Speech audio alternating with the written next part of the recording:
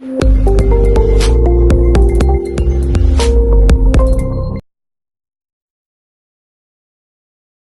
Everyone, greetings from doctor Rashmi homeopathy. आज की इस वीडियो में हम बात करेंगे एक बहुत important topic irritable male syndrome के बारे में, जिसको हम IMS बोलते हैं। तो एक रिकॉग्नाइज्ड मेडिकल कंडीशन नहीं है, लेकिन बहुत सारे पुरुषों में ऐसा देखा जाता है कि उनको छोटी छोटी बातों पे गुस्सा आता है, चिड़चिड़ापन हमेशा बना रहता है, या किसी काम में उनका मन नहीं लगता है, एक लंबे समय तक किसी भी चीज़ में फोकस नहीं बना पाते हैं। कई बार बहुत ज़्यादा उनका जो मूड होता है वो स्विंग करता रहता है, अपने बारे में जो कॉन्फिडेंस है वो कम हो जाता है, और नींद की कमी आ जाती है, भूख भी नहीं लगती है। तो ये जो सिम्टम्स मैं आपको यहाँ पे बता रही हूँ, ये अगर एक साथ किसी के अंदर बहुत लंबे समय तक पाए जा रहे हैं तो इरिटेबल मेल सिंड्रोम के हो सकते हैं। अब ये इरिटेबल मेल सिंड्रोम क्या होता है? जो मेल्स होते हैं उनके अंदर जो हार्मोन पाया जाता है, यानी जो टेस्टोस्टेरोन पाया जाता है, इसका जो पैटर्न होता है राइज और फॉल का रहता है। मतलब ये फ्लक्चुएट करता रहता है। इसके अंदर जो क्वांटिटी होती है इसकी कम ज़्यादा होती रहती है। सुबह में थोड़ा हाई होता है, शाम तक लो होता है। लेकिन कुछ लोग ऐसे होते हैं जिनके अंदर जो टेस्टोस्टेरोन के लेवल्स हैं वो कॉन्स्टेंटली लो रहते हैं, और जिसके कारण ये सारे सिम्टम्स देखने को मिलते हैं, जिसको हम इरिटेबल मेल सिंड्रोम बोलते हैं। अब जो इरिटेबल मेल सिंड्रोम है, ये इसके और भी रीजंस हो सकते हैं जिसके कारण आपके टेस्टोस्टेरोन के लेवल्स कम रहते हैं। जैसे एक एज के बाद, यानी 30 साल के बाद जो इसके लेवल्स होते हैं वो अपने आप धीरे धीरे करके कम होने लगते हैं। 50 साल के बाद काफ़ी हद तक इसके लेवल्स कम हो जाते हैं, और इसीलिए जो मेल्स के अंदर 50-60 साल के बाद जो सिम्टम्स आते हैं काफ़ी हद तक ये देखने को मिलते हैं, जिसको हम एंड्रोपॉज बोलते हैं। लेकिन जो एंड्रोपॉज होता है वो एक एज के बाद आता है, 50, 55, 60 के बाद आता है। और जो इरिटेबल मेल सिंड्रोम होता है वो किसी भी एज में आ सकता है, बहुत as early age 16 to 17 years, 18 years के बाद भी ये प्रॉब्लम आ सकती है।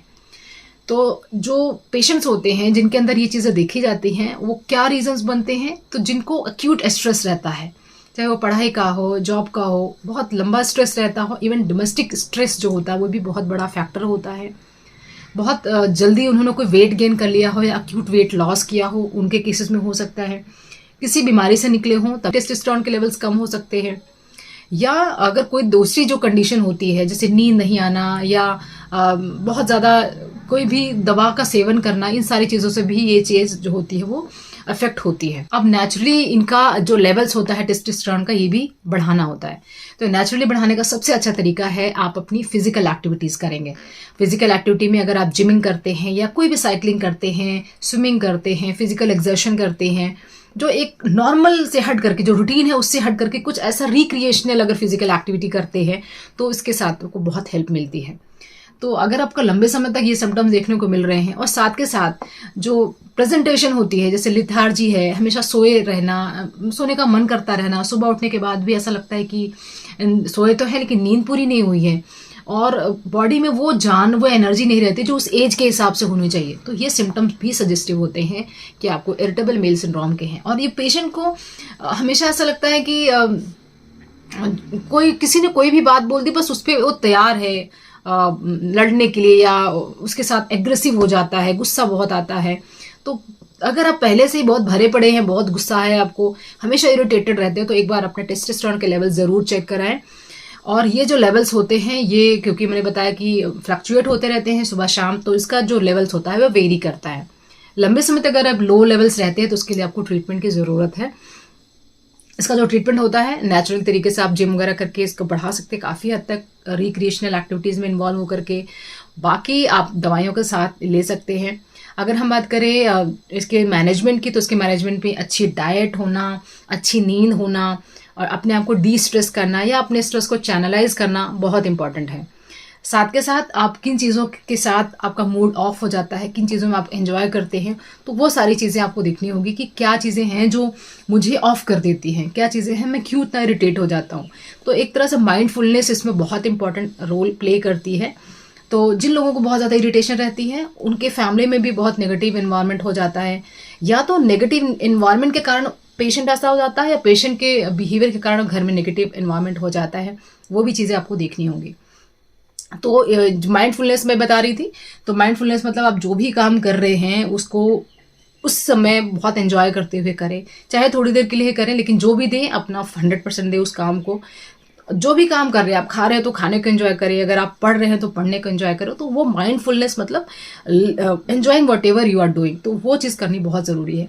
क्योंकि जब आप नहीं कर रहे होते हैं, जब आप उसको कर रहे हैं और माइंड आपका कहीं और है, तो आप गलतियां करेंगे, आप भूल जाएंगे, फिर आपको लगेगा आपको तो मेमोरी लॉस हो गई है, आपको चीज़ें याद नहीं रहती है। वो अगेन आपको फ्रस्ट्रेशन देगा, एंग्जाइटी देगा और आप बहुत लो फील करेंगे। अब बात करते हैं कि होम्योपैथी क्या करती है ऐसे केसेस में। पहली चीज़ तो ये है कि पेशेंट को लगता ही नहीं कि उसको कोई प्रॉब्लम है। इरिटेबल मेल सिंड्रोम की सबसे प्रॉब्लम यही है कि पेशेंट को लगता ही नहीं है कि उसको कुछ प्रॉब्लम है, या उसको ये लगता है कि वो उसका नेचुरल बिहेवियर है। बट अगर कोई इंसान हमेशा ही चिड़चिड़ा बना रहता हो, हमेशा ही स्लो, हमेशा ही हर चीज़ में लो रहता हो, हमेशा ही थका थका रहता हो, बहुत एंजॉय नहीं करता हो किसी चीज़ को, तो इसको हम इरिटेबल मेल सिंड्रोम में बोल सकते हैं। और ज़्यादातर ये डायरेक्टली पेशेंट नहीं सीख करता है, इसके लिए ट्रीटमेंट किसी और चीज़ के लिए सीख कर रहा होता है। उसके बाद उसको जब हम केस टेकिंग वगैरह करते हैं तो पता चलता है कि पेशेंट का स्वभाव इस तरह से होता चला जा रहा है। तो उसमें हम काफ़ी हद तक जो ट्रीटमेंट है वो बहुत अच्छी है होम्योपैथी में जो हम देते हैं। चलिए अब हम बात करते हैं क्या दवाइयाँ हैं और कैसे सिम्टम्स भी दी जाती है। तो पहली चीज़ तो यह है कि अगर आपने टेस्टोस्टेरोन के लेवल्स चेक कराया और उसमें लो है तो आप उसको बढ़ाने की दवाइयाँ दे सकते हैं। सबसे अच्छी चीज़ ये है कि दवाइयों का सहारा ना लेकर के नेचुरल तरीके से उसको बढ़ाने की कोशिश करें। बहुत सारी और चीज़ें हैं जो आपको हेल्प कर सकती हैं। देयर आर मेनी हर्ब्स जो कि इसमें बहुत ज़्यादा हेल्पफुल हैं आपके लिए, जो भी अभी मैं आपको बताने वाली हूँ। साथ के साथ आप दवाइयाँ भी ले सकते हैं। जो सिम्टम के हिसाब से अगर हम बात करें तो अगर आप हमेशा फटीग महसूस करते हो, लेटे रहने का मन करता हो, किसी चीज़ में मन नहीं लगता हो, लंबे समय तक कोई भी काम आप कर नहीं सकते हो, तो आप एसिड फॉस ले सकते हैं। अगली दवा जो ऐसे केसेस में दी जाती है वो है अगर आप मेंटली बहुत एग्जॉस्टेड रहते हो, दिमाग ऐसा थका थका हो, दिमाग में जोर नहीं पड़ता हो, या दिमाग में फॉग सा रहता हो कि जो क्लैरिटी ऑफ थॉट है, जो एकदम एकदम क्लियरली आपको सोच सकते हैं, वो आपसे अगर नहीं हो रहा है तो वहाँ पे आप कैलिफॉस ले सकते हैं। एसिड फॉस को 30 पावर में ले सकते हैं, कैलिफॉस को आप 3x या 6x में ले सकते हैं। वो डिपेंड करता है कि आपकी सिचुएशन कैसी है। नेक्स्ट है अगर आपको मेंटल भी प्रॉब्लम है, फिजिकल भी प्रॉब्लम है, दोनों ही प्रॉब्लम, तो आप पिक्रिक एसिड नाम की दवा को ले सकते हैं। इसके अंदर भी पेशेंट एग्जॉस्टेड हो जाता है।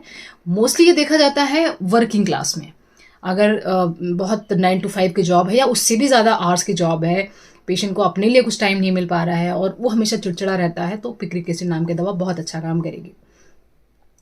अगर टेस्टोस्टेरोन के लेवल्स बहुत लो हैं तो उसमें आप विदानिया सोमनिफेरा ले सकते हैं। ये काफ़ी अच्छी हर्ब है जिसको हम अश्वगंधा के नाम से जानते हैं और मेल्स के लिए काफ़ी ज़्यादा हेल्पफुल है। तो अगर इरिटेबल मेल सिंड्रोम के कारण लिबिडो की भी समस्या आ रही है, क्योंकि ज़रूरी है कि इसमें लिबिडो बहुत कम हो जाता है because patient is not enjoying anything, तो वो इसमें आपको हेल्प कर सकती है। तो विदानिया सोमनिफेरा को आप क्यू फॉर्म में यानी मदर टिंचर फॉर्म में ले सकते हैं।